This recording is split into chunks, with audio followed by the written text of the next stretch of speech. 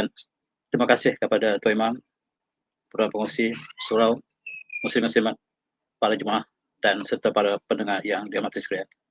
Alhamdulillah, tajuk perbincangan kita pada hari ini ialah tentang perhambaan.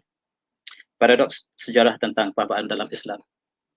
Alhamdulillah, marilah kita lihat apakah yang kita maksudkan dengan paradoks dalam konteks ini. Sebelum jauh kita pergi kepada ayat surah An-Nisa, a'udzubillahi minasyaitonirrajim.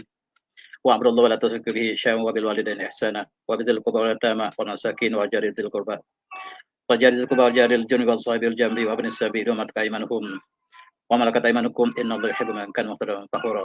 Surah An-Nisa. Dan sembah Tuhan dan janganlah syirikkan dengan sesuatu pun. Dan kepada kedua ibu bapa hendaklah lakukan kebaikan, ihsan, dan kepada keluarga terdekat, anak yatim, orang miskin, serta tetamu ataupun jiran yang berkeluarga dan jiran yang bukan berkeluarga. Dan serta wasahibil jambi, iaitu sahabat rapat kita, wabnis sabil dan pengembara, wa malakat aymanukum, dan hamba yang kamu miliki. Inilah syahid kita ialah wa malakat aymanukum, hamba yang kamu miliki adalah lakukan kebaikan. Innallaha yuhibbu man kana mukhtalan fakhura, dan Allah tidak suka kepada mereka yang angkuh dan menyombong diri. Dalam ayat ini Allah memberikan senarai mereka yang harus kita lakukan kebaikan. Selain pada ibu bapa kita, keluarga kita, jiran kita, dan yang saya nak sebutkan dalam konteks ini ialah tentang hamba yang kita miliki. Wa malakat aymanukum dalam konteks ini ialah mengikut ahli tafsir ialah ar-raqiq, umuman az-zukur wal inas. Hamba sama ada lelaki atau wanita dipanggil wa malakat aymanukum mengikut sebahagian pentafsiran. Oleh itu tuan-tuan, di sini kita lihat betapa Islam memberikan keadilan, keindahan kepada keluarga kita terdekat, termasuklah juga hamba sahaya yang duduk bersama kita. Islam datang ketika hamba sahaya berada dalam masyarakat. Islam menjadikan syarah untuk sedikit demi sedikit untuk menghapuskan, walaupun Islam tidak pernah menghapuskan hamba, mengakui hamba, tetapi dalam bentuk yang cukup ihsan kepada mereka yang terlibat. Inilah yang selalu dikritik oleh Barat. Barat selalu menjadikan ini sebagai pertanyaan khusus apabila ada perbandingan agama umpamanya. Kita lihat Syekh Ahmad Deedat selalu dikemukakan soalan yang sama. Soalan kenapakah Islam membenarkan penghambaan? Dan inilah yang mereka gunakan pintu untuk memburuk ke Islam. Dan apa yang mereka sebut itu kembali pada mereka sendiri. Apabila mereka mengkaji sejarah apakah yang berlaku dalam sejarah Eropah satu masa dulu ketika mereka mulakan pelayaran ke seluruh dunia. Tuan-tuan, kita lihat dalam Islam penghambaan diiktiraf, tetapi Allah menggunakan syariat. Dan untuk kafarah dan sebagainya supaya semakin lama semakin sedikit hamba, walaupun hamba tidak pernah dihapuskan dari Islam. Begitu juga penggantinya Dr. Zakir Naik juga sentiasa ditanya tentang wanita. Wanita hamba al-jariyah yang menjadi hamba, kenapakah dia boleh digunakan oleh tuannya? Dan inilah soalan-soalan yang sentiasa ditanya. Mari kita lihat persoalan ini. Dalam konteks ini kita lihat banyak tulisan-tulisan di Barat yang tajuknya slavery ataupun penghambaan, Islam dan sebagainya. Oleh sebab itu, dalam buku-buku yang tulis di Barat, mereka mengkritik Islam melalui apa yang mereka sebut sebagai penghambaan. Selain pada poligami, serta pada kebebasan, perceraian, jihad wanita dan sebagainya. Mereka jadikan inilah sebagai kempen mereka untuk memburuk Islam. Dan apakah sikap kita sebagai seorang Islam? Dalam konteks ini, untuk menjawab apakah Islam mengharamkan penghambaan, dijawab oleh Syekh Fauzan umpamanya. Syekh Fauzan mengatakan penghambaan dalam Islam sabit dengan Al-Quran, sabit dengan ayat Quran dan juga dengan sunnah Rasulullah. Oleh sebab itu, Islam tidak pernah mengharamkan penghambaan, tetapi hamba dalam Islam diberikan kedudukan yang sangat tinggi. Sama seperti keluarga kita, dan Rasulullah sentiasa berpesan supaya buat baik-baikan kepada hamba yang kita miliki. Oleh sebab itu, apabila mereka mengatakan bahawa kezaliman Islam tentang penghambaan, Islam datang ketika penghambaan telah bertapak di bumi Arab dan Islam datang untuk mengawal ataupun untuk mengadakan satu peraturan supaya hamba dan tuannya mendapat keadilan yang sepenuhnya. Begitu juga kita lihat dalam Al-Quran, banyak ayat Quran yang menjadikan kafarah, membebaskan hamba sebagai kafarah, umpamanya dalam apabila kita kafarah tentang sumpah. Kafaratu it'amu asyarati masakin min awsal ma taqdimun ahlikum aw kasum aw tariqabah. Ini ialah di antara mereka yang melanggar janji mereka sendiri. Mereka berjanji pada diri mereka sendiri, dan kafarahnya ialah dengan memberi makanan 10 orang miskin, ataupun dengan beri pakaian pada mereka, ataupun membebaskan hamba. Membebaskan hamba ini sebagai disyariatkan untuk tujuan tentang kita lihat akhirnya penghambaan dalam Islam semakin berkurang walaupun dia tidak pernah pupus. Begitu juga mereka yang mengziharkan istrinya.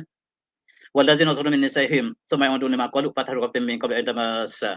Bagi mereka yang mengziharkan istri mereka, ada kaedah dalam syariat kita, apabila seorang suami mengziharkan istrinya, maka sebelum mereka kembali sebagai suami istri, hendaklah mereka fatahru raqabatin min qabli an tamassa, hendaklah dia membebaskan hamba. Hamba ini dijadikan sebagai mekanisme untuk membebaskan hamba, dan inilah di antara datang cantik Islam. Mereka datang Islam untuk membawa dalam bentuk untuk menyempitkan dunia perhambaan selain daripada peperangan. Umpamanya dalam ma'al mu'minin ayat mu'minan illa khata'a wa man qadara mu'minan khata'a fatahru raqabah mu'minatin. Dan bagi mereka yang tersalah membunuh dengan tidak sengaja, maka kafarahnya juga ialah membebaskan hamba. Selain itu, dalam konteks zakat, senarai antara mereka yang boleh menerima zakat ialah wal matimu qulbuhum wa fir riqab. Bagi orang yang ma'alaf, yang baru dijinakkan kalbu mereka, dan mereka yang ingin membebaskan diri mereka sebagai hamba. Inilah di antara mereka yang boleh diberikan zakat. Maka kita lihat luas Allah memberikan ruang supaya dibebaskan hamba melalui syariah yang mulia. Itulah Islam, dan ini cukup berbeza dengan apa yang dilakukan di barat. Dan kita lihat juga Rasulullah bersabda dalam konteks hamba supaya kita melakukan kebaikan. Isma'u wadi'u walau ustamala alaikum abdun habsyi kana rasul zabibah. Dan walaupun dengarlah, ta'ala, sekiranya dilantik seorang ketua kamu daripada seorang Habsyi, orang negro yang gelap dan rambutnya kerinting seperti buah anggur, pun harus kamu taat selagi dia menegakkan kitabullah tabarakatullah. Dan sekiranya dia menegakkan Al-Quran, menegakkan hukum Allah, maka hamba boleh dilantik menjadi pemimpin, dan masyarakat umum Islam harus taat walaupun rupanya digambarkan di sini ialah gelap dan berkerinting. Itulah sifat hamba, walaupun dia hamba, tetapi apabila dia mendirikan Al-Quran, dia menegakkan syariat Islam, maka dia boleh dijadikan ketua. Itulah konteks hamba dalam Islam. Satu kedudukan yang diberikan hak tertentu dalam Islam, dalam konteks yang bukan dilayan sebagai hamba dalam pengertian barat. Dan kita lihat dalam konteks sahabat. Di antara sahabat besar Rasulullah yang Rasulullah sebut dalam satu hadis yang diriwayatkan oleh Imam Bukhari, bahawa ambillah Quran daripada 4 orang. Antaranya Ubay bin Ka'ab, Muaz bin Jabal, Salim Maula Abi Khazafah. Daripada Abu Ibn Mas'ud, daripada Ubay bin Ka'ab, daripada Muaz bin Jabal, dan Salim Maula Abi Khazafah. Siapakah Salim ini? Salim ini asalnya ialah hamba kepada Abi Zaifah. Isteri Abu Zaifah membeli hamba ini, dan kemudiannya dibebaskan. Dan dia sangat rapat dengan Rasulullah, mengikuti bacaan Rasulullah setiap masa dan ketika, sehingga dia diakui Rasulullah. Al-Quran ambillah daripada 4 orang ini, daripada Ibn Mas'ud, Ubay bin Ka'ab, daripada Muaz bin Jabal, dan Salim Maula Abu Zaifah. Ini menunjukkan bahawa hamba dalam Islam bukan hamba dalam konteks barat. Dia diberikan kedudukan yang tinggi sekiranya dia memenuhi ilmu dan takwa, sebagaimana yang diberikan oleh Rasulullah kepada Salim Maula. Maula maksudnya hamba. Walaupun telah dibebaskan, namanya kekal, dan dia telah berjasa kepada umat, dan dia adalah seorang ulama yang besar, seorang guru Al-Quran yang teragung selain pada 4 yang disebut oleh Rasulullah. Dan itu menunjukkan dalam Islam konteks hamba ialah bukan sama seperti yang dipahami di barat. Dalam konteks pemimpin, kita lihat umpamanya Sultan Zahir Baibars, iaitu dia adalah Raja Mamluk yang memerintah Syam dan Mesir. Dan dia asalnya adalah budak yang dijual. Dia adalah sebagai hamba yang dijual. Dalam kisahnya, dia adalah hamba yang dijual di pasar Baghdad. Pasar Baghdad yang terbuka telah dijual hamba ini. Kemudian dibeli oleh seorang, kemudian diberikan ilmu, pengetahuan, kepimpinan, dan akhirnya dibebaskan. Dia menjadi seorang pemimpin yang terkenal dalam sejarah Islam. Bahkan dia dikenal sebagai Abul Futuh sebab dia pernah mengalahkan tentera Salib, dia pernah mengalahkan tentera Mongol yang datang menyerang Baghdad, kemudian mereka meneruskan perjalanan untuk menyerang Syam dan sebagainya, disekat oleh tokoh ini, iaitu Az-Zahir, Sultan Az-Zahir. Babris ini ialah tokoh yang asalnya lah seorang hamba. Apa yang saya sebutkan di sini ialah hamba dalam Islam, dia boleh meningkat menjadi ulama, dia boleh meningkat menjadi pemimpin yang memimpin umat Islam yang lain. Itulah kedudukan hamba yang dikritik di Barat. Dan apakah konteks hamba dalam konteks Barat ialah satu perkara yang berbeza sama sekali. Dan dalam Islam ada satu konsep. Sebagaimana ia tanya kepada Dr. Zakir Naik tadi, bagaimana Islam membenarkan hamba? Hamba yang diperolehi daripada tawanan perang atau sebagainya boleh digunakan oleh tuannya sebagai gundik ataupun bukan sebagai isteri. Tetapi apabila hamba ini telah melahirkan anak, maka dia telah bertukar bernama Ummul Walad. Iaitu satu title dalam Islam, iaitu hamba yang digunakan oleh tuannya. Melahirkan anak dan sekiranya tuannya telah mati, dia otomatik bebas. Itulah cara Islam. Membebaskan hamba melalui syariahnya. Dan satu persatu akhirnya pada zaman yang sangat singkat, hamba berkurangan walaupun tidak pernah pupus. Itulah Islam. Dan dia adalah berbeza dengan pendekatan yang dilakukan oleh para analis. Kita lihat apa yang dari Barat. Kita ingat kembali apabila Columbus sampai ke pantai Amerika.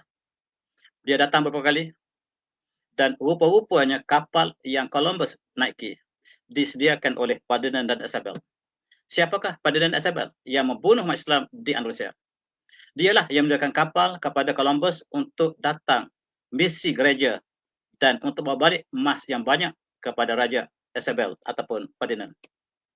Dan dalam konteks ini, inilah Raja Ferdinand dan Isabel yang telah memberikan uang yang banyak untuk pelayaran tersebut, dan sebagai gantinya haruslah dibawa balik emas yang banyak sebagai ganti rugi kepada perbelanjaan yang negara telah keluarkan untuk pelayaran Columbus.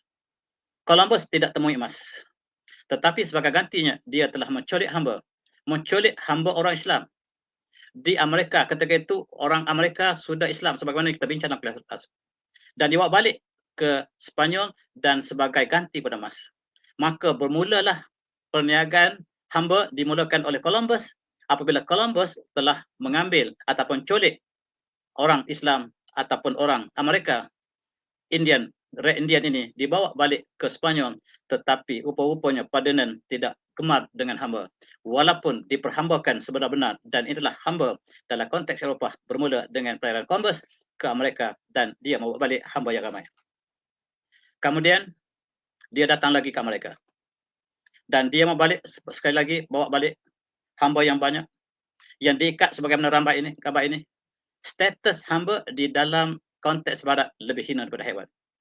Hewan kadang-kadang dibebaskan, tetapi dalam konteks hamba yang dibawa balik oleh Columbus ke Spanyol ataupun Andalusia asalnya, yang sedang dinanti oleh Raja Ferdinand dan Isabel, mereka mengikat hamba-hamba ini daripada orang Amerika asalnya, iaitu Red Indian. Berbeza sama sekali sikap hamba dalam Islam dengan sikap yang dilakukan oleh mereka terhadap hamba yang mereka telah ambil ataupun mereka culik daripada Amerika. Dan dalam konteks ini, sekali lagi, mereka bawa balik 500 hamba ke Spanyol. Columbus tidak diberitahu bahawa dia adalah saudagar hamba. Yang dinyatakan dalam sejarah Barat, dia adalah sebagai pengembara yang menemui Amerika. Dia tidak beritahu bahawa kedatangannya adalah untuk membunuh umat Islam, dan kedua adalah untuk menculik hamba sebagai dagangan. Yang pertama di Eropah ialah daripada hasil yang dilakukan oleh Columbus dan rakan-rakan ataupun dengan rangkaiannya. Inilah yang berlaku dalam sejarah Barat. Kemudian kita lihat sejarah Islam. Kalau kita cross check dengan sejarah Islam, yang ditangkap oleh Columbus ialah Muslim. Inilah yang panggil India Merah ataupun Red Indian. Mereka ialah Muslimin, kanu Muslimin. Ini daripada catatan umat Islam. Catatan umat Islam mengatakan 120 juta Native American utara dan selatan telah dimusnahkan oleh Eropah apabila mereka datang ke benua Amerika Utara dan Selatan. Selain pada membunuh, mereka jadikan hamba. Dan itulah rupa-rupanya penghambaan ialah satu bisnes yang sangat besar. Pada mulanya Raja Eropah menyangka emas itulah perniagaan yang paling untung. Rupa-rupanya mereka dapati bahawa perniagaan hamba ialah perniagaan yang lebih menguntungkan. Inilah yang dilakukan oleh Eropah. Hamba di segi Eropah ialah haiwan yang tidak diberikan hak sebagai seorang manusia. Berbeza dengan apa yang dipesan Rasulullah, bagaimana kita harus menjaga yang dibagikan wama malakat aimanukum. Sehingga akhir hayat bagi Rasulullah masih menyebut tentang solah, tentang wama malakat aimanukum, tentang hamba yang kita punyai, haruslah kita lakukan kebaikan. Sedangkan kita lihat apa yang dilakukan oleh Eropah, berbeza sama sekali. Inilah yang dipanggil the slave trade. Mereka menukar daripada perniagaan emas kepada perniagaan hamba. Dan selepas sebaik saja Columbus telah menunjukkan bahawa perniagaan hamba ini satu perniagaan yang sangat menguntungkan, maka diikuti oleh Belanda, diikuti oleh Portugis, diikuti oleh Perancis dan Inggeris. Akhirnya hampir keseluruhan negara Eropah terlibat dengan perdagangan hamba, satu sejarah malang umat manusia. Mereka menghambakan manusia merdeka. Islam merdekakan hamba yang status hamba. Islam merdekakan hamba, sedangkan Barat menghambakan orang yang merdeka. Itu bezanya. Bercanggah sama sekali. Head-on collision dalam konteks memperhambakan manusia. Dalam konteks Islam dengan penuh rahmat. Wabil walidain ihsana, buat baik pada ibu bapa, buat baik kepada hamba. Sama taraf di antara ibu bapa dengan hamba harus dilakukan ihsan yang sama. Dan tuan-tuan, kita lihat, maka Barat telah mentarifkan satu perniagaan yang penting dalam kurun 16 dan 17.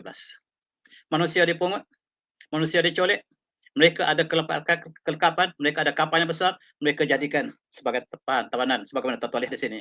Mereka dilayan sebagai hewan. Sekarang tiba Inggris. Inggris datang ke Amerika, menaluki Amerika, dan rupa-rupanya orang Red Indian sudah semakin pupus. Dalam konteks ini kita lihat Inggris telah menjadikan perniagaan hamba sebagai perniagaan yang menguntungkan, dan kita lihat sepanjang 1600 sampai 1660 maka Inggris atau British mengambil alih perniagaan di Amerika. Dia telah menaluki kawasan di Amerika yang ketika itu orang Eropah telah masuk ke Amerika. Apabila British masuk, maka terdapatlah konflik antara Inggris dengan orang Eropah sendiri yang sudah berada di Amerika. Dan kita lihat apakah yang berlaku kemudiannya. Dan apabila kita mencatat sejarah kita tidak laku, tuan-tuan. Tetapi apabila Amerika mencerita tentang British, kita boleh lihat bagaimanakah dahsyatnya British apabila dia telah menceroboh Amerika dan ditulis sejarahnya oleh orang Amerika sendiri.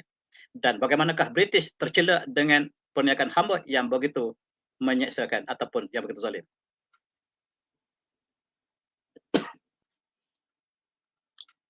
Kita lihat jalan laut antara Laut Atlantik di antara Amerika Utara, Amerika Selatan, Afrika dan Eropah ialah dipanggil jalan penghambaan. Jalan untuk perniagaan hamba. Mereka masing-masing daripada negara Eropah satu demi satu berlayar ke Afrika, berlayar ke Amerika, dan sekarang mereka mengumpulkan hamba. Dan dalam sejarah ratusan juta umat telah diperdagangkan, dan inilah satu kezaliman yang besar dilakukan oleh Eropah selepas mereka telah belajar untuk berlayar ke seluruh dunia.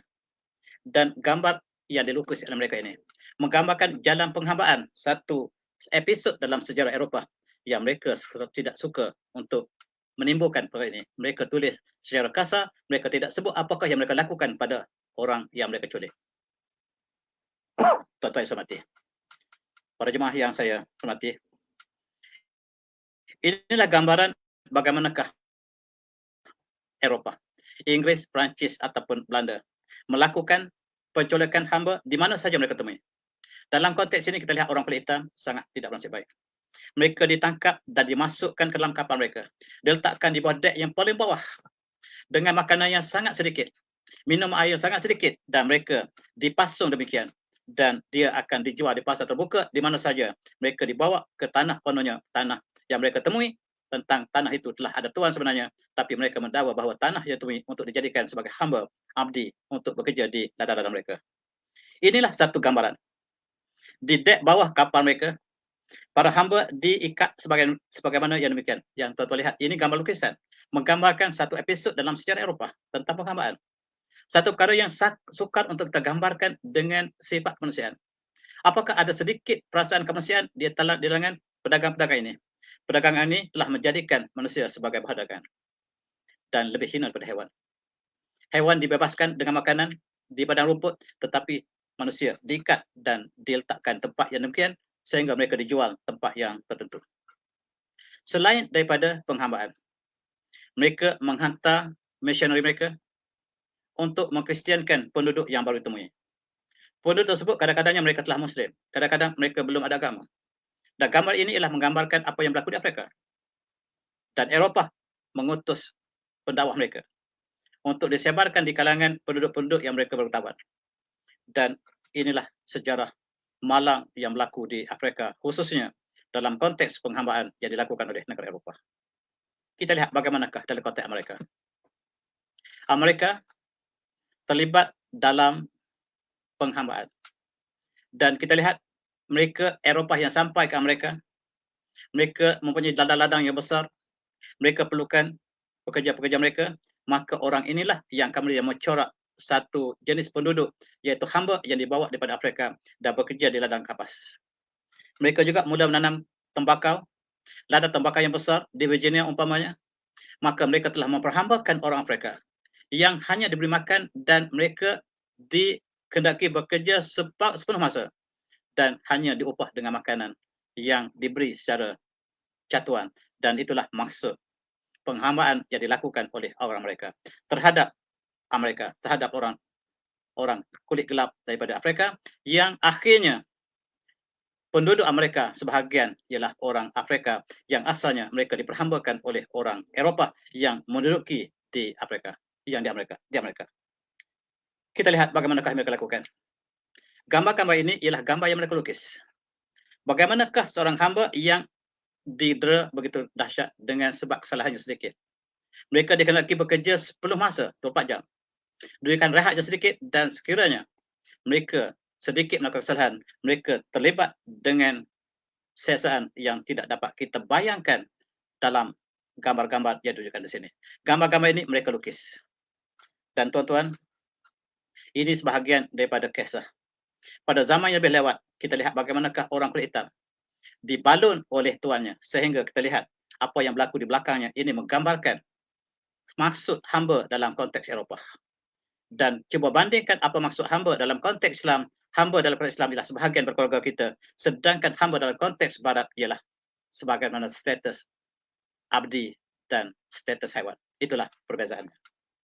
Dan ini sebahagian gambar yang apabila kamera telah wujud akhir kurun yang ke-19, gambar mereka dirakamkan, dirantai seperti haiwan, sedangkan haiwan diikat satu-satu, bukan diikat secara beramai-ramai ini. Ini untuk membebaskan, untuk tidak memberikan mereka peluang untuk lari diri. Sedangkan itulah yang mereka layan kepada orang negro di Amerika. Sekarang yang muncul alisokan terkenal di Amerika ialah daripada golongan hamba inilah yang telah dibebaskan akhirnya ketika zaman Presiden Abraham Lincoln yang telah menghapuskan hamba. Dan itu satu episod yang cukup menarik untuk kita bincang malam ini, yang dilakukan oleh presiden mereka, iaitu Presiden Abraham Lincoln. Apabila British menjajah mereka, tuan-tuan, British menjajah mereka, maka Amerika mencatatkan kejahatan British yang tidak taranya. Ini sejarah yang Eropah tulis tentang sejarah Eropah. Eropah yang berada di Amerika menulis sejarah keburukan Inggris. Inggris menganggap negara mereka, empire mereka lah negara terbesar. Dan apa yang dilakukan oleh Thomas Jefferson. Thomas Jefferson ialah presiden yang datang selepas presiden pertama, George Washington. Dia telah merakamkan keburukan yang dilakukan oleh British ke atas penduduk Amerika. Ketika itu Amerika sudah penduduknya orang Eropah. Dan masih dilakukan kezaliman yang sama oleh British. Sehinggalah Thomas Jefferson telah mengisytiharkan di dalam pengesahan kemerdekaan mereka. Mereka condemn Raja George III, iaitu Raja England, sebagai raja yang tidak pernah ada peri kemanusiaan sama sekali. Itu orang Amerika sebut. Sejarah ini sejarah yang disembunyi. Dengan pengesahan ini, saya tidak boleh baca pengesahan dilakukan oleh Thomas Jefferson ke atas penduduk ataupun Empire England yang menjajah mereka. Walaupun yang jajah itu orang Eropah, tetapi dia melakukan sama seperti orang bukan Eropah. Jadi British dalam konteks sejarah yang tulis Amerika, sejarah yang cukup buruk yang untuk menggambarkan siapakah British sebenarnya. Kalaulah dia datang ke Australia, datang ke India, dia menghancurkan orang Australia, New Zealand dan sebagainya, sejarah tidak ditulis. Sebab mereka yang menulis sejarah. Tetapi apabila mereka lakukan bersama di Amerika, sejarah mereka ditulis, dan dalam konteks pengesahan kemerdekaan Amerika, British secara khusus dikondem oleh Amerika sebab apa yang mereka sebut sebagai condemn not only slavery but also place the blame for slavery in colonies of King George III. Ini dinyatakan dalam Declaration of Independence Amerika. Subhanallah. Saya tidak dapat gambar bagaimanakah sifat rakus British, kejahatan yang mereka lakukan ke atas Amerika. Dan kita lihat Amerika akhirnya merdeka daripada British. Ini menggambarkan wanita sedang menjahit bendera Amerika yang pertama untuk diisytiharkan kemerdekaan. Akhirnya dipacak bendera Amerika dan dihalau keluar British dengan penuh kehinaan daripada Amerika. Sejarah ini tidak ditulis dalam negara kita. Sebab yang menulis sejarah negara kita ialah British. Mereka tidak akan tulis mereka dihalau dengan penuh kehinaan daripada Amerika. Ini gambar mereka keluar daripada Amerika. Ini gambar yang digambarkan oleh Amerika. Bagaimana hinanya British apabila dia dikalahkan dalam peperangan di Amerika. British sangat jahat yang menghambakan bukan sahaja orang asal orang Afrika, orang Amerika, tetapi orang Eropah yang ditawan oleh mereka, diperhambakan oleh British. Dan inilah sejarah malang manusia menghambakan manusia. Gambar ini walaupun gambar satu keping, menggambarkan betapa hinanya British dihalau oleh Amerika apabila mereka datang untuk menzalimi orang Amerika, sedangkan mereka telah datang menzalimi seluruh dunia. Mereka datang menzalimi di kawasan Asia Tenggara, di kawasan New Zealand, di Amerika. Tak ada siapa yang tulis sejarah mereka. Tetapi apabila mereka mengganggu mereka, maka sejarah buruk mereka telah ditulis. Bahkan penghambaan yang dihambakan ketika itu dihapuskan oleh Presiden Abraham Lincoln dalam tahun 1893. Dan dia mengisytiharkan pada 1 Januari, saya isytiharkan tidak ada lagi penghambaan di Amerika. Forever free shall be then henceforward and therefore free. Segala hamba akan dibebaskan hari ini. Sekarang siapakah Abraham Lincoln? Inilah persoalan yang sedang dibincangkan sekarang. Sekarang timbul satu polemik di Amerika. Siapakah Abraham Lincoln? Dan daripada sejarah awal Abraham Lincoln, dia datang daripada Andalusia. Dia adalah keluarga Islam yang dihalau keluar oleh Ferdinand dan Isabel. Sebahagian daripada orang Islam datang ke Amerika, sebahagian datang ke Afrika.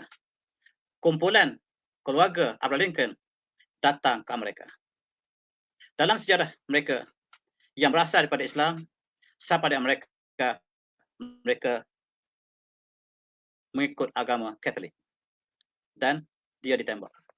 Apabila dia mengisytiharkan penghapusan hamba, dia ditembak secara nekat ketika dia menonton dalam satu persembahan di satu teater. Dan soalannya, kenapakah dia sebagai Presiden Amerika pertama ditembak secara dekat? Dan tembakan ini, pembunuhan ini secara nekat. Apakah kerana hamba yang dia telah hapuskan ataupun ada sebab lain? Dan sekarang timbul perbincangan di kalangan intelektual mereka. Sama ada orang Amerika ataupun orang Islam sendiri. Orang Islam mempunyai satu versi yang barangkali tuan-tuan tidak pernah dengar tentang sejarah Abraham Lincoln.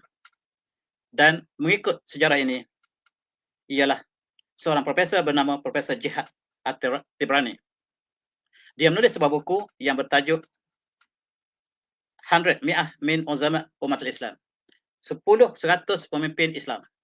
Dan dia menamakan Abraham Lincoln sebagai salah seorang dari pemimpin Islam yang teragung. Profesor ini, Profesor Jihad At-Tibrani, menamakan Abraham Lincoln sebagai pemimpin Islam, 100 pemimpin Islam yang teragung dunia. Memeranjakkan Amerika, memeranjakkan Afrika, memeranjakkan Asia, memeranjakkan sedunia. Dan dia dengan tegas mengatakan, bagi saya yakin bahawa Abraham Lincoln ialah Muslim. Saya orang Arab, kata dia. Saya orang Arab, saya kenal wajah Arab. Cuba tengok wajah Abraham Lincoln. Wajahnya berjambang. Tidak ada presiden Amerika yang berjambang.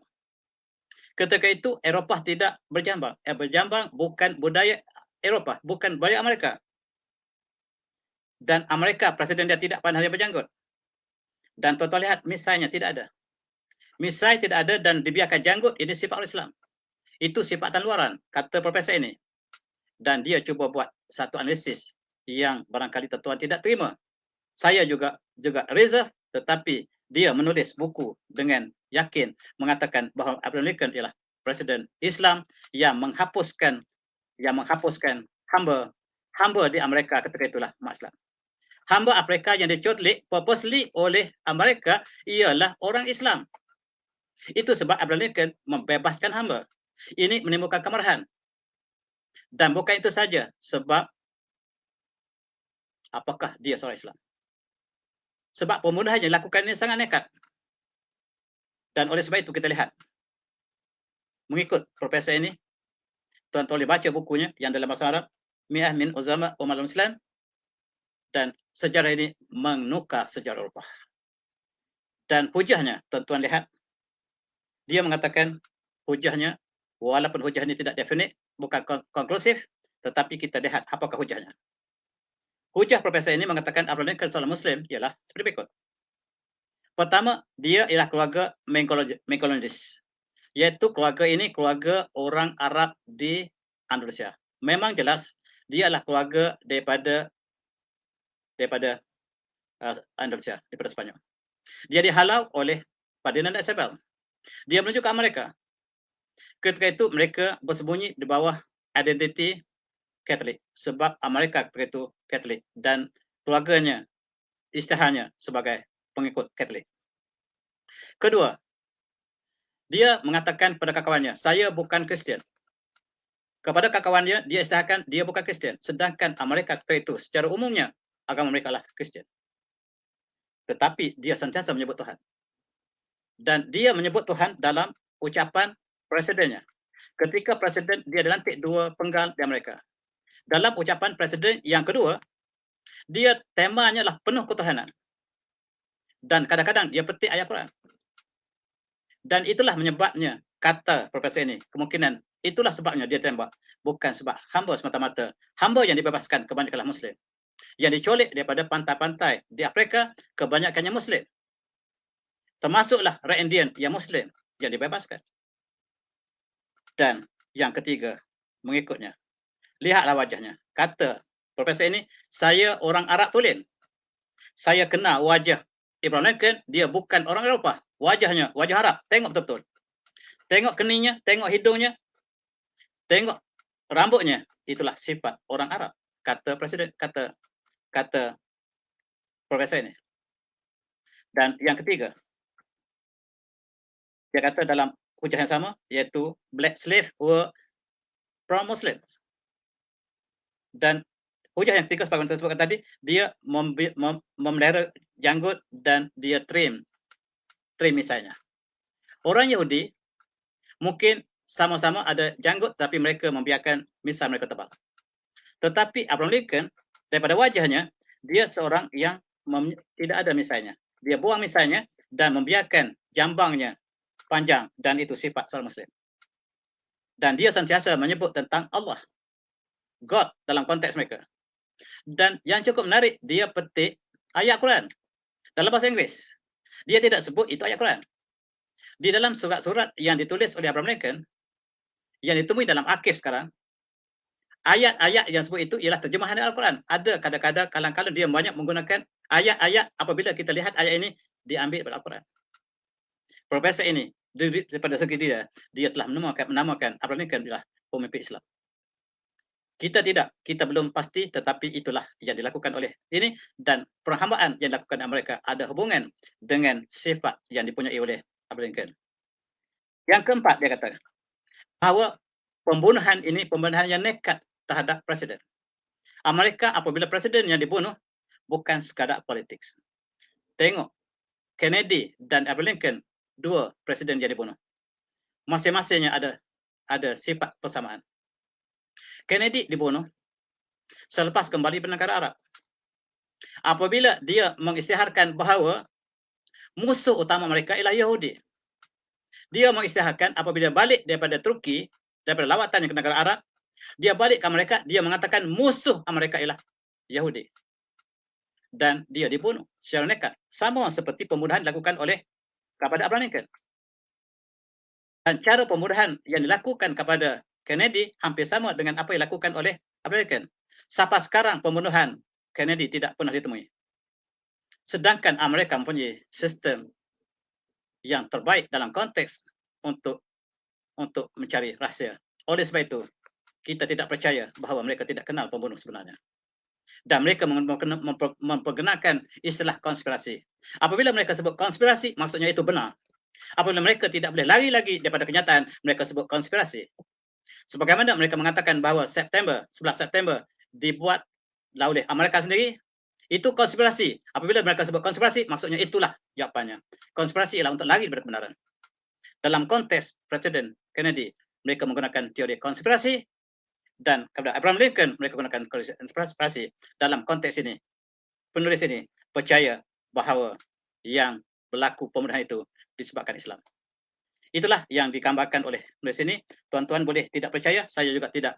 Saya juga masih ada reserve. Yang terakhir, mengikut profesor tadi, apabila dia menulis buku sebut bahawa 100 pemimpin Islam terbaik, termasuk Abraham Lincoln, maka dia dikunjungi oleh seorang penerbit filem. Yang penerbit filem ini secara kebetulannya juga menyelidiki perkara yang sama.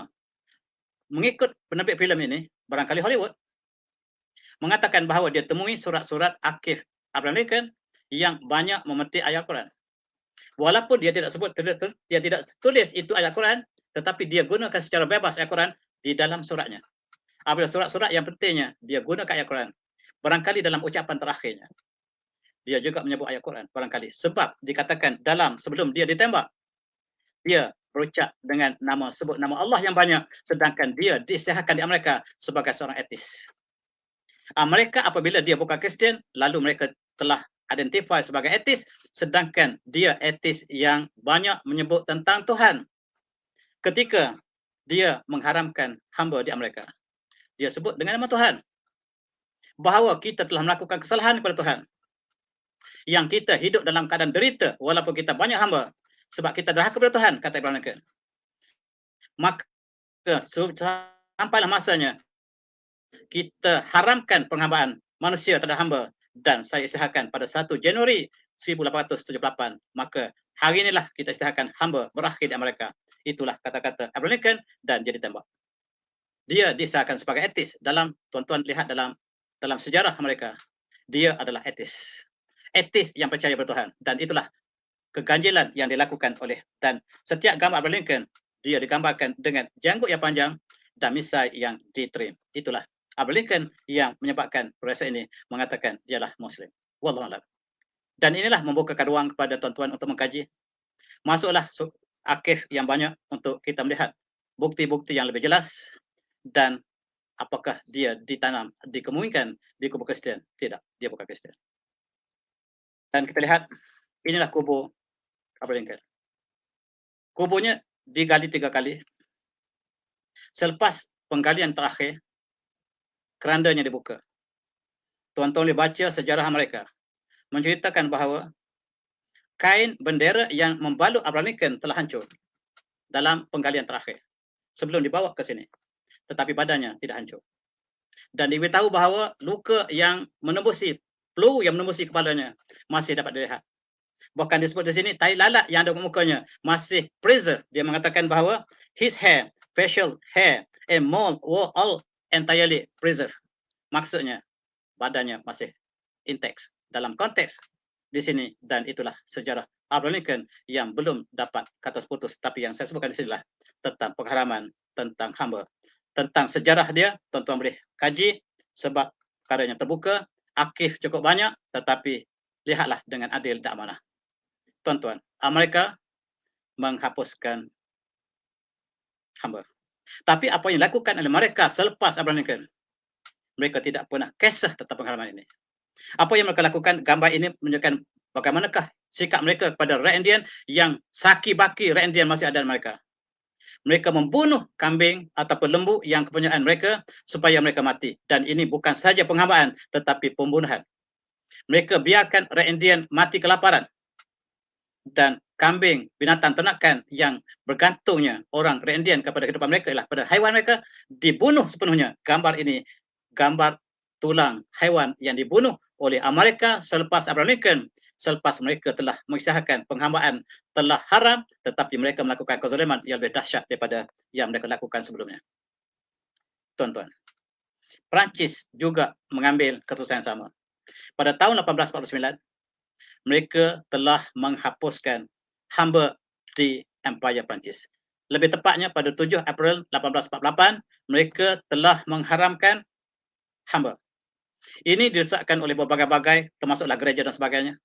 Mengharamkan gereja, mengharamkan penghambaan. Tetapi apakah yang berlaku selepas itu? Kalau Amerika selepas Abraham Lincoln masih menghambakan manusia lain, maka dilakukan satu peringatan bahawa hari ini Perancis telah menamatkan penghambaan sama sekali. Tidak ada penghambaan lagi dalam Empire Perancis. Dan mereka isytiharkan 2 September, 2 Disember setiap tahun ialah hari pembolehan ataupun hari penghapusan hamba sedunia. Manusia tidak boleh perhambakan lagi mengikut barat. Dan mereka, ketika mereka mengisytiharkan hamba tidak ada, mereka datang membunuh orang Islam di Algeria, sebagaimana kita bincang seperti ini. Dalam konteks di Algeria pada tahun 1917. Selepas mereka mengharamkan penghambaan, mereka melakukan lebih dahsyat penghambaan, iaitu pembunuhan. Dan yang mereka pilih ialah hamba ataupun ulama Islam. Dan ketika mereka telah masuk ke negara Islam, umpamanya di Chad, mereka membunuh 400 ulama Islam yang mereka heret sebagaimana gambar ini, yang mereka lakukan sama seperti hamba yang mereka lakukan sebelum penghabisan hamba, tetapi mereka lakukan lebih dahsyat daripada mereka jadikan pada hamba kepada umat Islam ini. Dan tuan-tuan, pada tahun 1852, selepas mereka menghambakan haram, menghapuskan hamba, mereka telah membunuh 2/3 penduduk kota-kota di Algeria. Dan inilah sikap mereka. Dan mereka memperhambakan, mereka tidak namakan hamba. Mereka kurung orang ini di atas namakan hamba sebab hamba telah diharamkan. Mereka jadikan tawanan perang. Dan inilah sebahagian daripada jenayah Perancis terhadap umat Islam. Dan mereka mengatakan ini bukan penghambaan sebab penghambaan di Perancis telah dihapuskan. Tuan-tuan, sekarang insya-Allah masuk. Dan izinkan saya untuk teruskan sedikit lagi untuk melihat bagaimanakah yang mereka dakwa bahawa penghambaan ini dilakukan oleh umat Islam, sedangkan apa yang mereka lakukan jauh lebih dahsyat daripada apa yang kita bayangkan. Ini namanya General bijak. Sangat dahsyat, tuan-tuan. Apa yang dilakukan pada umat Islam tidak dapat kita bayangkan. Disiminkan kaki ulama kita, dicampak dalam laut, dan sampai hari ini masih ada lagi kajian ekologi menunjukkan bahawa kaki umat Islam masih terbenam di laut. Yang dilakukan oleh Perancis selepas mereka telah mengharamkan penghambaan, mereka melakukan lebih dahsyat daripada hamba. Dan tuan-tuan, inilah yang dilakukan oleh Perancis. Perancis menggantung umat Islam dan bangsa bersatu mengisytiharkan bahawa Perancis melakukan jenayah antarabangsa kemanusiaan, tetapi sampai hari ini belum diambil tindakan. Inilah gambaran Perancis dengan Afrika. Perancis membina bangunan-bangunan besar di Perancis berdasarkan kepada harta yang dipungut daripada Algeria, daripada Afrika. Sebagaimana British membina kemajuan di negara mereka dengan harta benda yang mereka ambil daripada Malaya. Mereka tidak sebut ambil daripada Burma, mereka tidak sebut ambil daripada India, tapi mereka sebut ambil daripada Malaya untuk pembangunan England sendiri. Dan dalam konteks Perancis, Perancis mengatakan bahawa pembangunan yang dilakukan oleh Perancis diambil daripada negara Islam di Afrika. Inilah gambarannya. Perancis sebagai ayam makan jagung yang daripada karung Afrika. Itulah maksudnya.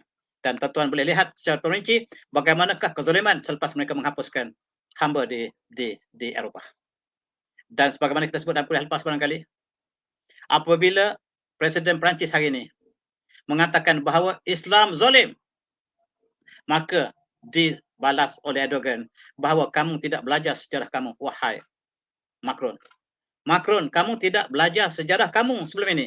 Bagaimanakah sejarah Turki yang agung dan bagaimanakah sejarah kamu menjahanamkan Afrika, mendaluki Afrika dan membunuh rakyat mereka, dan kamu lihat kembali sejarah kamu. Kamu tidak ada hak untuk bercakap tentang humanity, kata Erdogan.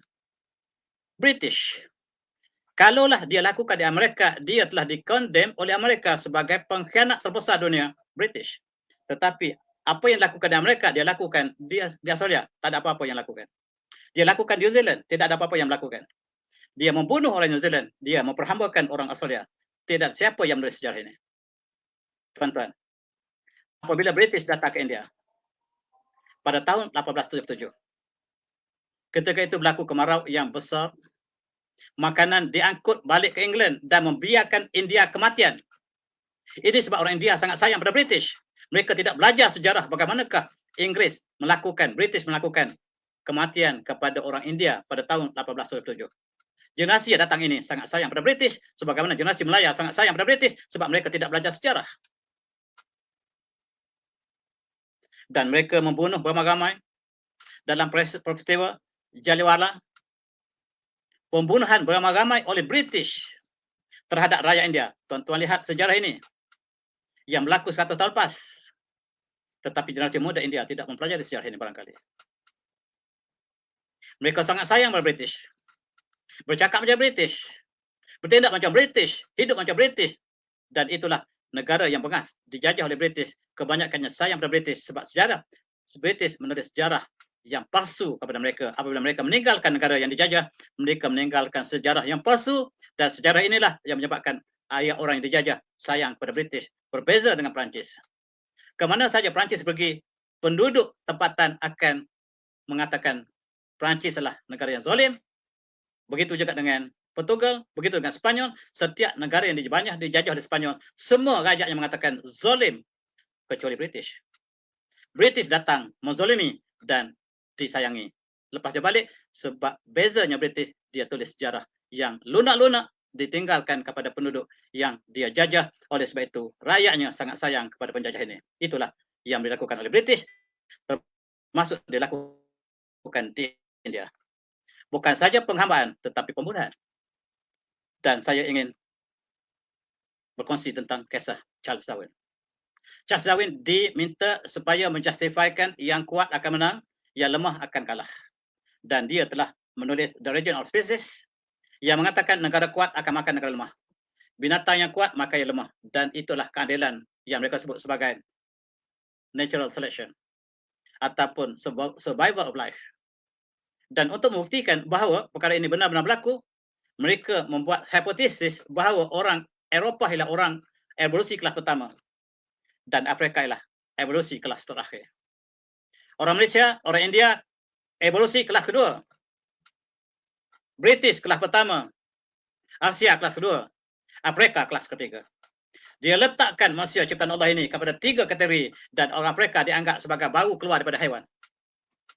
Dan itu sebab mereka lakukan kepada orang Afrika sebagaimana haiwan. Dan apa yang mereka jadikan ialah mereka ingin menunjukkan bahawa teori evolusi ini benar-benar berlaku. Mereka ambil contoh di Afrika. Mereka tangkap orang pigmi. Ini ialah kisah Otabonga. Otabonga ialah dirampas ataupun diculik oleh British. British pergi ke Kongo, tangkap orang pigmi. Orang pigmi saiznya kecil, tuan-tuan. Dia dikatakan dia evolusi daripada monyet. Dan untuk menunjukkan bahawa Otabonga ini adalah makhluk transisi ataupun sebagai missing link di antara monyet dengan manusia yang moden, dia bawa Otabonga yang saiznya kecil ini, orang pigmi, dibawa ke Eropah. Dan dikatakan inilah yang Charles Darwin telah temui, bahawa bukti evolusi telah berlaku sebab antara manusia dengan haiwan ada manusia yang bukan haiwan, bukan manusia. Dan dia bagi contoh. Pigmi dibawa ke London, dibawa ke Amerika dan diletakkan dalam zoo. Ini gambarnya. Cukup menyayak hati Dia anggap bahawa manusia yang saiz Allah berikan kecil ini. Orang begini tuan-tuan, saiznya kecil. Orang yang berakal sama seperti kita. Dan dikatakan inilah hewan yang baru keluar daripada hewan menjadi manusia. Dan inilah untuk membuktikan teori evolusi. Dibawa ke England. Diletakkan dalam zoo. Ya Allah, ya Tuhanku. Manusia diletakkan bersama dengan monyet, dengan orang hutan. Dan orang Inggris datang melawat, orang Amerika datang melawat. Sebab dia bawa otak bongkak ini mengelilingi Eropah dan ke seluruh Amerika. Untuk melihat bahawa betapa cantiknya, betapa bijaknya Charles Darwin yang temui antara makhluk antara binatang dengan manusia, dan inilah yang kami bawa, iaitu otak bongkak. Otak bongkak menangis di dalam zoo. Dia menangis dan dia dicucuk perutnya oleh mereka yang datang dan dia diletakkan dalam apes bersama dengan monyet di zoo Bronx.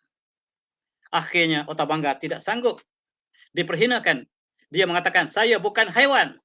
Dalam bahasa Kongo, dia berkatakan, saya bukan haiwan. Dan penonton bertepuk sebab haiwan telah bercakap sekarang. Maka betapa cerdiknya Charles Darwin yang memang kita temui sekarang. Binatang telah menjadi manusia. Dia bercakap sekarang. Beramai-ramai bertepuk tangan sebab otak bongkak telah bercakap. Dia layak otak bongkak sebagai haiwan, tuan-tuan. Itulah penghambaan dilakukan oleh Eropah. Akhir sekali, otak bongkak membunuh diri. Membunuh diri dan sejarahnya cukup tragik yang disembunyikan oleh Eropah. Dan sekarang otak bongkak dikunjungi oleh pencipta manusia. Eropah ingin membuktikan teori evolusi benar, terpaksa dia menjadikan manusia sebagai hewan. Dan sejarahnya cukup malang.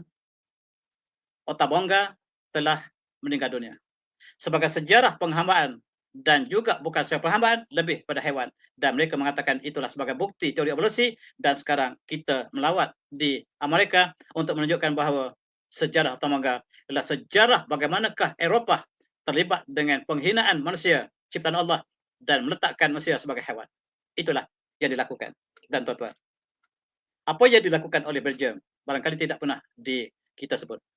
Belgium ada peluang untuk menakluk negara Afrika. Semua negara Afrika, negara Eropah berpakat untuk menaluki Afrika seluruhnya. Dan Belgium diberikan satu peluang untuk menjajah Afrika juga. Orang kafir boleh bersatu, tuan-tuan, untuk menghancurkan orang yang kurang bernasib baik, orang Afrika. Yang kulit mereka hitam dan mereka orang cerdik tetapi dianggap sebagai hewan. Dan Belgium diberikan oleh kuasa besar dunia untuk menaluki Kongo.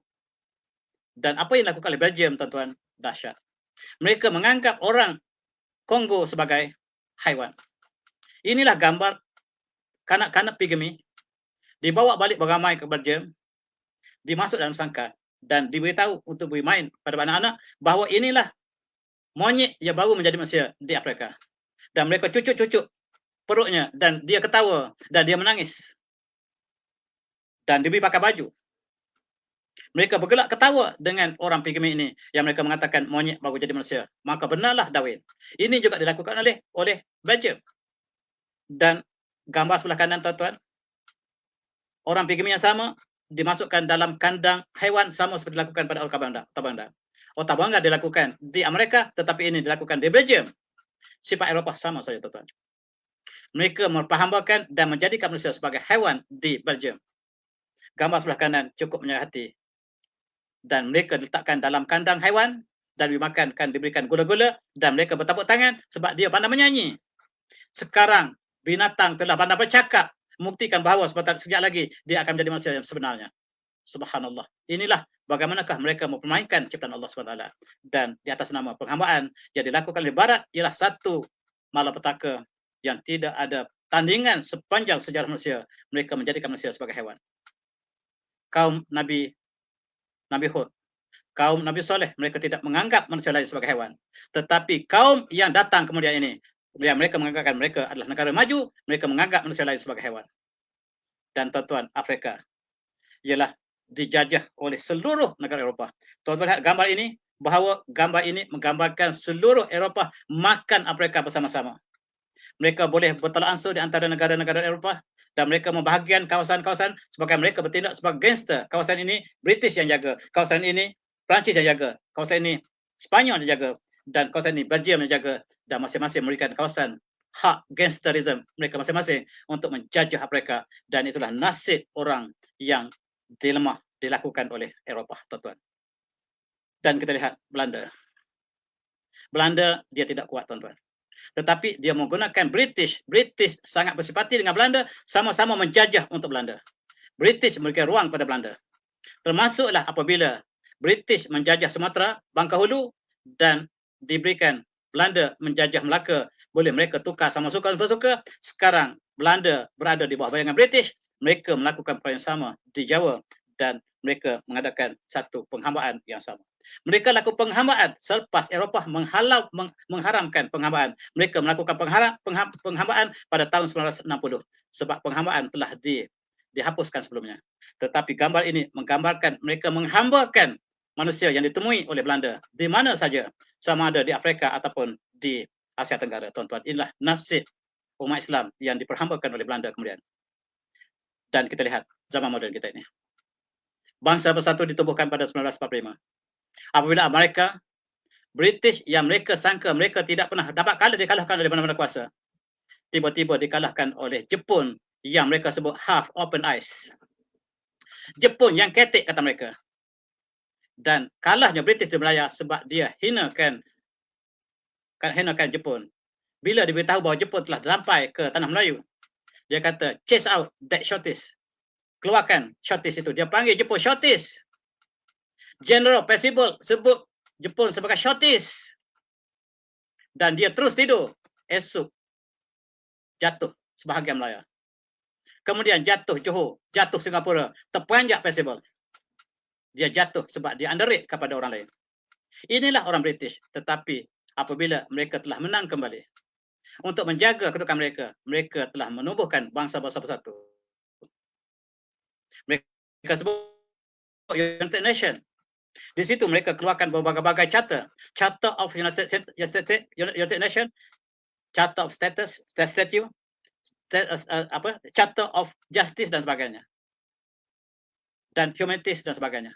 Mereka telah meluluskan charter piagam-piagam yang untuk menjadikan manusia ini aman, tentram.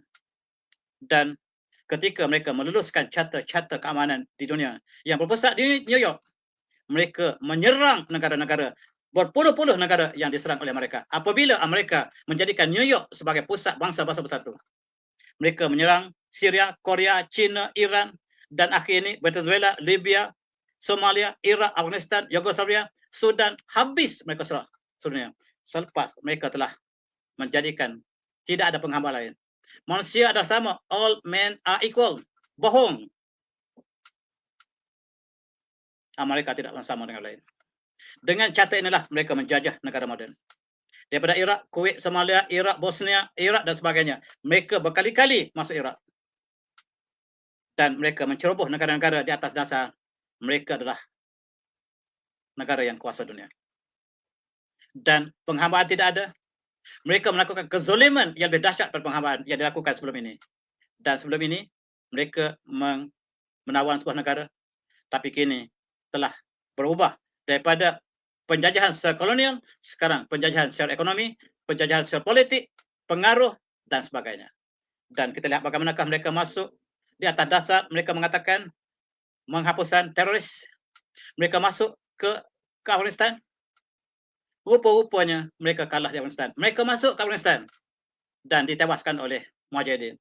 Mujahidin yang tidak ada sebarang senjata canggih. Yang kasut pun sebahagian tidak ada. Mereka kalah. Mereka mengatakan ini negara yang teroris yang telah melindungi Osama bin Laden, dan mereka pergi menyerang Afghanistan, dan yang kalah ialah Amerika. Amerika tak pernah menang walaupun dengan Afghanistan. Dan gambar ini menggambarkan mereka telah kembali ke Amerika. Mereka mengatakan Osama bin Laden telah mati. Lalu mereka boleh balik sebab urusan mereka telah selesai. Rupa-rupanya mereka kalah di Afghanistan. Untuk menyembunyikan kekalahan mereka kepada tentera yang tiada teknologi, mereka rupa-rupanya Amerika tenaga yang sangat pengecut. Mereka kembali senyap-senyap ke Amerika. Kemudian datang balik. Dan apabila tanya general mereka Stanley McChrystal, ditanya oleh pemberita, kenapa kamu tentera yang terbaik dunia? Afghanistan, Mujahidin yang tidak ada sebaran senjata. Kenapa kamu kalah mereka? Apa jawab Jenderal Amerika yang berkuasa di Afghanistan? Dia kata, kami kalah sebab orang Afghanistan tak tengok televisyen, tak tengok media massa. Maka kami akan kalah. Rupa-rupanya mereka kalah hanyalah dengan propaganda media. Apabila orang Afghanistan yang tidak tengok televisyen, mereka tidak tahu bahawa mereka ini berbohong dan mereka lawan sungguh-sungguh, mereka pun kalah. Kenapa mereka kalah kepada orang Afghanistan? Dia kata sebab orang Afghanistan tak tengok TV, itulah sebabnya. Apabila orang yang tengok TV, kami akan kalah dengan mudah sebab seluruh dunia tunduk kepada mereka sekarang. Baju Amerika, percakapan mereka, filem Amerika, maka orang itu akan dikalahkan oleh mereka, kata Jenderal Amerika. Tetapi Afghanistan tak tengok TV, dia tak boleh kalah. Tuan-tuan, dia datang kembali ke Amerika, ke Afghanistan. 2 minggu lepas, mereka telah kalah sekali lagi.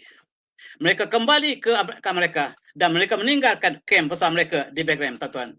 Dan berita ini, Malaysia tak keluarkan berita ini, bahawa Amerika kalah di Afghanistan sekali lagi. Mereka tinggal peluru mereka, kereta kebal mereka ditinggalkan untuk orang Afghanistan. Dan tuan-tuan, gambar ini tengok. Tentera Mujahidin yang kasut tidak ada, melihat senjata-senjata canggih yang ditinggalkan oleh mereka di Bagram. Mereka kalah kepada Mujahidin yang tidak ada sebarang senjata ini. Tuan-tuan, Amerika negara yang pengecut. Inilah sebabnya kita lihat mereka tinggalkan senjata mereka di Afghanistan dan meninggalkan kem terbesar mereka di kawasan Asia ini. Tuan-tuan, apabila kem mereka telah tinggalkan, menunjukkan Amerika telah kalah di Asia. Mari kita lihat, tuan-tuan. Mereka mencoba Iraq. Mereka mencoba seluruh dunia. Selepas mereka telah mengadakan Charter of Justice. All men are equal. Tidak ada penghambaan lain. Tidak ada kezaliman di antara negara-negara. Masing-masing mesti hidup secara berdaulat. Tetapi ketika mereka isytiharkan tentang Charter of Justice, mereka menyerang Iraq, menyerang negara Islam. Yang mereka tumpukan, tuan-tuan. Cuba perhatikan negara Islam. Sama ada Somalia, Syria, Afghanistan, Pakistan dan sebagainya. Dan mereka tumpukan sebagaimana kita lihat hamba yang lepas dipungut daripada mereka, daripada kalangan orang Islam, maka mereka juga melakukan perkara Islam, perkara yang sama pada masa moden ini. Dan kita lihat Amerika serang Iraq. Iraq pertahankan. Yang bersalah mengikut Mahkamah Dunia ialah yang pertahankan negara. Saddam Hussein digantung sebab dia pertahankan negara dia. Ini nasib umat Islam, tuan-tuan. Pertahankan negara apabila diserang oleh mereka, satu jenayah.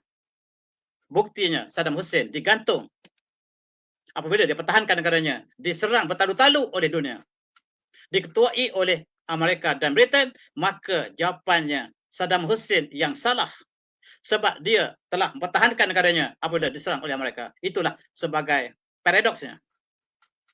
Itulah sebagai cerita lawak, tuan-tuan. Ini kisah ketika hari Saddam Hussein digantung. Saddam Hussein diserang. Dia pertahankan dirinya. Keputusan Mahkamah Dunia ialah Saddam Hussein bersalah. Bush sebagai hero. Bush yang serang hero. Yang diserang sebagai penjenayah. Inilah yang dilakukan oleh Amerika sekarang, tuan-tuan. Dan kita berada di bawah suasana yang sama. Dan hari itu, apabila dia dibawa ke tali gantung, Amerika mengatakan kita serkup kepalanya supaya dia tidak takut. Tak perlu, kata Saddam Hussein. Saya ingin melihat rakyat saya sampai saya habis hayat saya. Permintaan saya terakhir pada Tuan, wahai Amerika. Tuan orang Amerika, Tuan datang serang saya. Dan sekarang saya dihukum gantung. Saya sekarang ni, boleh tak saya pinjam baju Tuan? Kamu nak pinjam baju saya, kata Amerika yang sedang menggantung ya Saddam. Ya, saya bimbang sebab sekarang ni sejuk, kata Saddam sebelum mati. Saya bimbang, saya menggigil sebab saya sejuk. Nanti rakyat saya mengatakan saya takut mati. Saya tak takut mati. Dan dengar sini, kata saya akhir saya, kata Saddam. Saya mati digantung oleh Amerika. Pemimpin Arab berdiam diri melihat saya digantung. Dan ingat, pemimpin Arab akan digantung oleh rakyat yang mereka sendiri. Saya digantung oleh musuh, tetapi kamu akan digantung oleh rakyat kamu sendiri, kata Saddam sebelum dia digantung. Saya tidak takut mati. dan dia digantung dan dia pakai baju yang dia pinjam sebab dia takut, dia sejuk dan menggigit, dan orang mengatakan dia takut, dia tidak takut, kata Saddam. Dan Amerika, British mengambil gambar ketikanya digantung.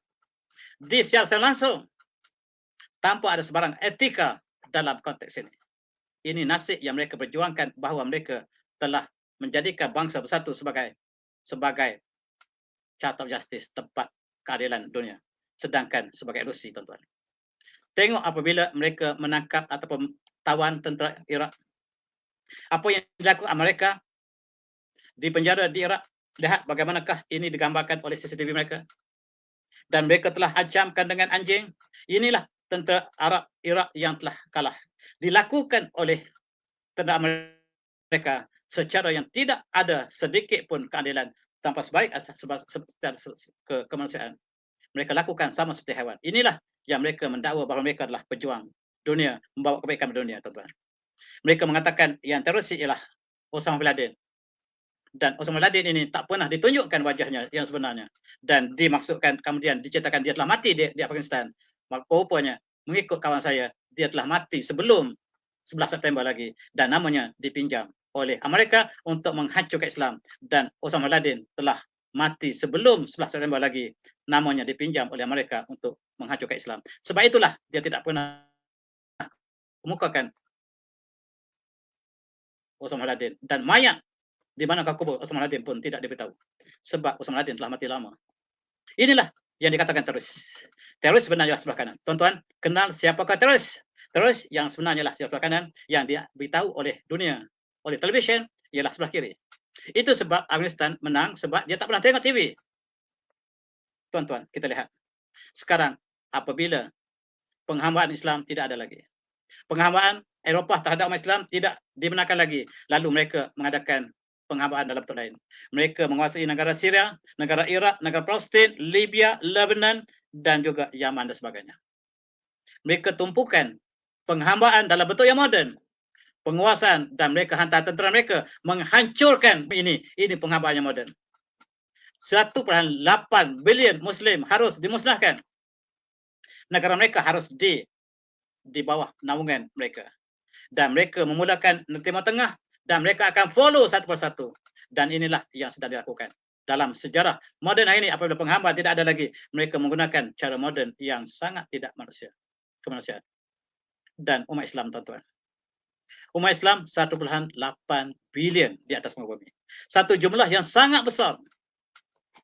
Tetapi seperti buih. Kekuatan tidak ada sama sekali. Tidak ada perpaduan sama sekali. Tengok 58 negara Islam.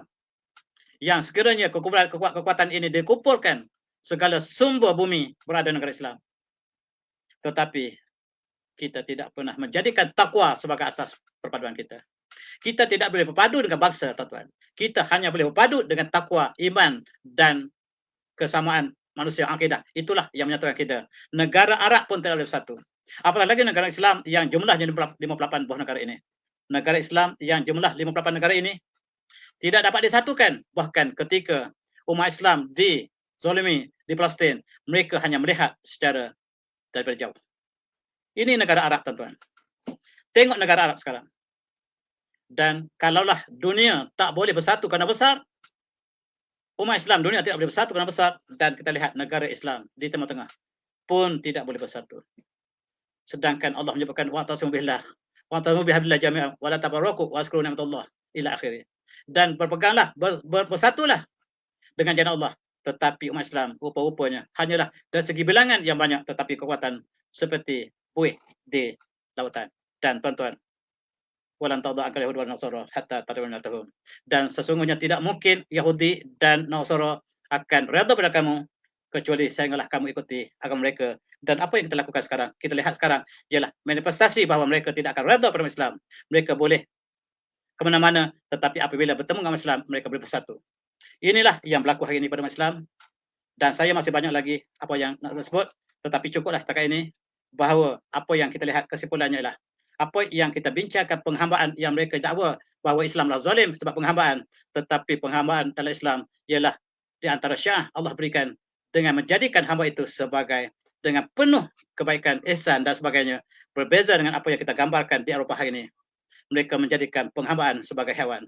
Maka kita lihat di mana kebenaran. Tuan-tuan, lihatlah kebenaran di manakah tuan-tuan lihat yang menyentuh hati balik kita. Dan hari ini Islam telah berkembang dengan banyak, dengan cepat. Dan ini menggambarkan pohon yang buah yang baik. Pohon yang baik kita boleh kenal pada buah yang kita nikmati. Sekarang buah Islam begitu cemerlang dunia, dan kenali buah daripada pohonnya. Kenali pohon daripada buahnya. Dan ialah buah Islam yang memberikan keamanan kepada dunia. Hatta kepada hamba diberikan layanan yang indah, apatah lagi sesama manusia yang merdeka, maka itulah sebahagian daripada keindahan Islam